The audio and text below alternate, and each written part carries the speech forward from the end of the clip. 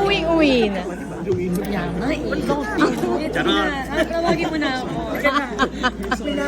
Maraming Loban Pinoys yung nag-aabang sa pagbabalik nyo kasi na-miss talaga nila kay Kapatid. Ano po yung message niyo sa kanila? Naku, kung na-miss sila ako, miss na miss ko rin sila. And then finally, ito na nga, ipapalabas ng ating My Guardian Alien itong April 1. Kaya very excited talaga ako kasi bagong kwento ito, original na story, tapos fantasy pa, so excited talaga ako. Yan, may pressure ba? Kasi sabi nga kanina na nandito yung best director, box office queen, mga all-time ngayon. Parang ayoko isipin yung pressure sa buhay. Mas gusto ko sigurong i-look forward kung ano yung mai-offer natin sa mga manonood natin, which is ito nga, na magandang kwento, may mapupulot silang aral. Siguro mas yun ang nililook forward ko.